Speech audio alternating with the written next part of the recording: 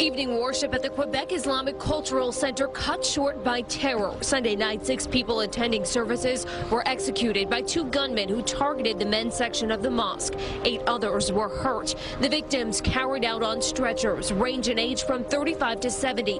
The 2 suspects were quickly arrested and are now being named as terrorists. Quebec City today has been hit by terrorism. Hard to believe in such a peaceful, beautiful city that such a thing could happen, but it has happened, obviously. This isn't the first time the mosque has been targeted. During Ramadan, the holiest time of year for Muslims, a severed pig's head with a note reading Bon Appetit was left at the door. 502, President Donald Trump's travel ban stirring a lot of problems with some of the nation's top officials, including the acting attorney general. Sally Yates refused to back the executive order, so the commander-in-chief cut ties with her. Yates was deputy attorney general under President Obama and had been leading the office since Loretta Lynch resigned on Inauguration Day.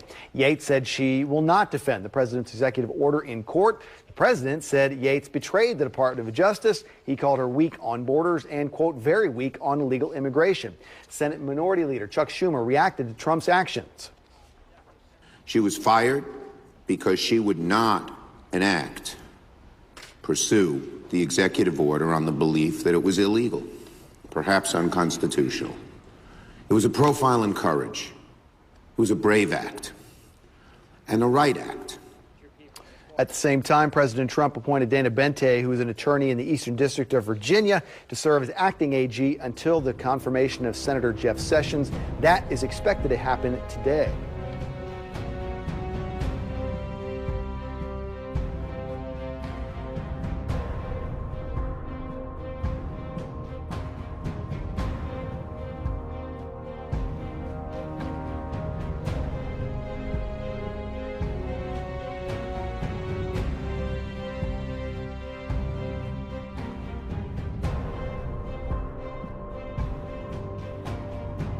The big story we're following, the Boy Scouts of America saying it will allow transgender children who identify as boys to enroll in its programs. CBS North Carolina's Amy Cutler is live at the Raleigh Boy Scout location with reaction to this announcement. Amy? And a big announcement at that, Sean. We spoke with several parents who are coming from a local Cub Scout meeting. Many of them clearly had mixed reactions, although none of them wanted to go on camera. Many of them trying to figure out what this will mean for their kids. I got a call from a counselor, the head counselor from the Boy Scouts, saying that he could no longer be in Boy Scouts, and they kicked him out.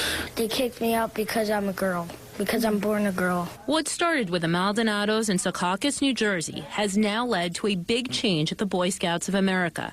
That organization announcing it will allow transgender children to participate in its programs. Christy Maldonado says her son was asked to leave his scout troop late last year after parents and leaders there found out he was transgender. The Boy Scouts of America now saying they will use the gender identity provided on the application instead of relying on the gender listed on a child's birth certificate. The organization saying the decision was based on states and communities changing how gender is defined. In a video posted tonight, BSA Chief Scout Executive Michael Serba elaborated. We've taken the opportunity to evaluate and update our approach. I hope you will join with me in embracing the opportunity to bring scouting to more families and children that can benefit from what our program has to offer.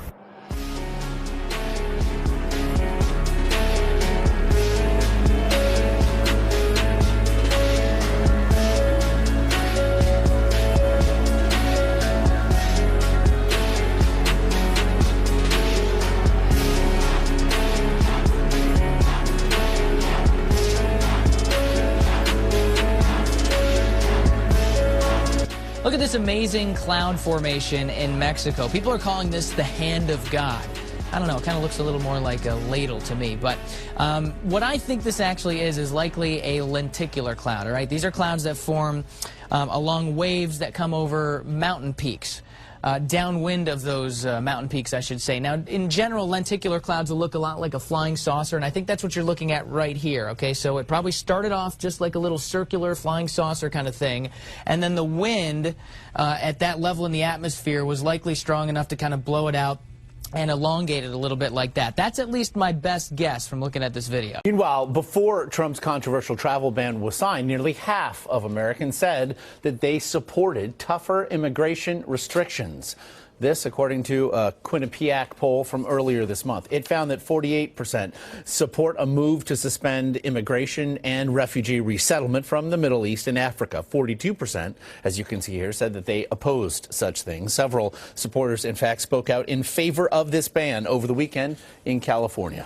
Keeping our country safe and lawful. We were told to stay on this side, and we have. And you see a lot of angry and some bigoted people on the left who have come over here, have tried to silence me or tried to mock me. I'm with him that we need to watch who's coming into the countries. And it doesn't mean that we're stopping it forever, the immigration from the refugees. It just means for right now. Protests continue across the country over President Trump's immigration actions. Most of them have been peaceful, but that was not the case in Ohio last night. Take a look at this video right there.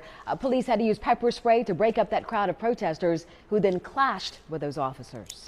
And now the state's largest Muslim civil rights and advocacy organization is filing a lawsuit to try and stop the president's travel ban. ABC Action News anchor James Tully is live in studio. And James, this group's asking all Muslims who live here to take immediate action. Dan, they are. The Council on American Islamic Relations want any Muslims living in Florida to contact police if they feel their rights have been violated because of Trump's executive order. CAIR filed this lawsuit just hours before the president fired Acting Attorney General Sally Yates for refusing to enforce his immigration order banning travel to 7 Muslim-majority countries. Yates was appointed by the Obama administration and was immediately replaced by that man, U.S. Attorney Dana Bente, whose tenure could be very short if Trump's pick for the position, Senator Jeff Sessions, is confirmed later today. CAIR Florida did issue a statement after this lawsuit was filed, saying in part, "We will make America great by making sure that it remains a free and just nation for all people, regardless of their race or religion." New tonight at 11, Spokane City Council trying to stay one step ahead of the new president, proposing an emergency ordinance regarding the implementation of a religious registry. KXLY4's Elizabeth Donovan breaks down the ordinance and why the city proposed it in the first place. Well, Nadine, that ordinance just passed about 20 minutes ago after hours of public testimony. City Council President Ben Stuckert presented this emergency ordinance tonight, saying in part, "We now have a president that does exactly what he says." And while there has been no mention of a religious registry since Trump has been in the Oval Office, the city is trying to stay one step ahead of the president. It was standing room only as testimony after testimony was shared regarding tonight's emergency ordinance. I ask you to please pass this ordinance to prevent anyone of any faith from being singled out because of their religion. I'm here tonight to voice my support of this ordinance related to human rights protections. The ordinance would prohibit the city from involving itself in any religious registry. And while the president has yet to invoke such a thing, this ordinance is preemptive. We have a president that means what he says and does what he says. He called for a temporary ban on all Muslims in the United States, and last week he gave it a shot. City Council President Ben Stuckert says that track record is why they proposed the ordinance. There is no reason to believe that he was joking on November 19th to a reporter and to a crowd in Birmingham, Alabama on November 21st, and on ABC News on November 22nd. When he said that he wouldn't rule out a registry for all Muslims and refugees. I take him at his word, and Spokane will not participate in any effort to marginalize any groups in our community, not ever. Most of the testimony at tonight's meeting was in favor of the ordinance, and early in the meeting, people began to stand in solidarity with the speakers that they agreed with. Thank you for your leadership, your bold leadership, to kind of preemptively address this issue before we have to defensively defend our rights. But a handful disagreed. Stay in your own country and work for it. Tying the ordinance in with the recent executive order on immigration. When those opposing the ordinance spoke, people turned their backs, some making obscene gestures during the speech from Spokane GOP Chairman Stephanie Cates. We've all heard of fake news. This is fake council business. It's a meaningless action that has no effect whatsoever on immigration policy. At the end of the night, nearly the entire room was on their feet, most standing in favor of the ordinance. I noticed Chuck Schumer yesterday with fake tears. I'm going to ask him who is his acting coach, because I know him very well. I don't see him as a crier. If he is, he's a different man. There's about a 5% chance that it was real, but I think they were fake tears. Meanwhile, Senate Minority Leader Chuck Schumer says that he will ask Congress to overturn the travel ban. Yesterday, Senator Schumer stood next to refugees from Iraq and Syria during what was for him a very emotional news conference. You don't have to travel far in the occupied West Bank to find stories of Palestinians affected by Jewish-Israeli settlements. Naima Shabaneh lives in a village surrounded by them, and her family lost their land to an illegal outpost and have suffered for decades. We were hoping that settlers would leave the outpost, but once Israel legalizes it, there would be no hope for us to get the land back whatsoever. The settlements are illegal under international law, but despite that, some 600,000 Jewish settlers live in the occupied West Bank and Jerusalem. Some of them live on land privately owned by Palestinians. Israel wants to confiscate that land and is trying to pass a bill into law legalizing such settlements and outposts. They say the Palestinian landowners will be compensated. However, the land was snatched from them and negotiations over the land never took place. Palestinian officials say they have no choice but to take their case to the international community. Going to the ICC and to the Security Council and to the Council of high contracting parties, the agreements of Geneva, particularly the Fourth Convention on the right of people under occupation, had to be done, all of them. This is Beit El Settlement, one of the places discussed in the bill.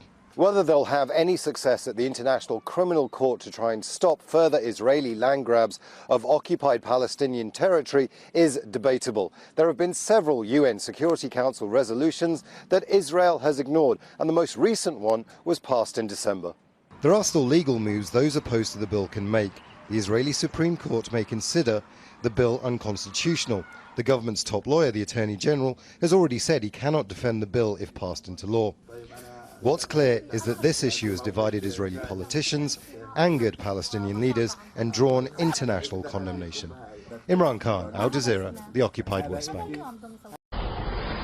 A Fox News alert: an American killed and several others injured in a deadly raid that killed a senior al-Qaeda leader in central Yemen, along with 13 other fighters. The American casualty marks the first combat death of the Trump administration, and the president releasing a statement saying, quote, "Americans are saddened this morning with the news that a life of a heroic service member has been taken in our fight against the evil of radical Islamic terrorism. The sacrifices made by the men and women of our armed forces and the families they leave behind are the backbone of the liberty we hold so dear as Americans, united in our pursuit of a safer nation and a freer world." Connor Powell is live in Jerusalem with more on this story. Connor?